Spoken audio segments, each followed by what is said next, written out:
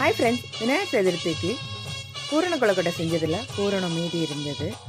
இன்றைக்கி அதை வச்சு சப்பாத்தியில் ஸ்டஃபிங் சப்பாத்தி செஞ்சிடலாம் அப்படின்னு சொல்லிட்டு சப்பாத்திக்கு மாவு நல்லா பிணைஞ்சு வச்சுட்டு தேய்ச்சி எடுத்துட்டு அதில் வச்சு நல்லா உருட்டி மாவு போட்டு திரட்டி எடுத்துக்கணும். கொஞ்சம் கனமாக செய்யணும். டேஸ்ட்டு சூப்பராக இருக்கும்.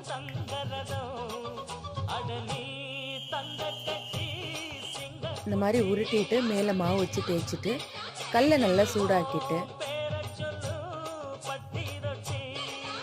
நெய் சேர்த்து நல்லா 2 பக்கமும் நல்லா வேக விட்டு எடுத்தால் சுட சுட சூப்பரான பூரண சப்பாத்தி ரெடி. டேஸ்ட்டும் சூப்பராக இருக்கும். மீதி போனதில் என்னடா பண்ணுறதுன்னு பார்த்தா இந்த மாதிரி செஞ்சு கொடுத்தாச்சு. எல்லாருக்குமே ரொம்ப பிடிச்சிருந்துச்சு. இந்த மாதிரி ஒரு ட்ரை பண்ணி பாருங்கள். கோதுமை மாவு வீட்டில் இருந்துச்சுன்னா.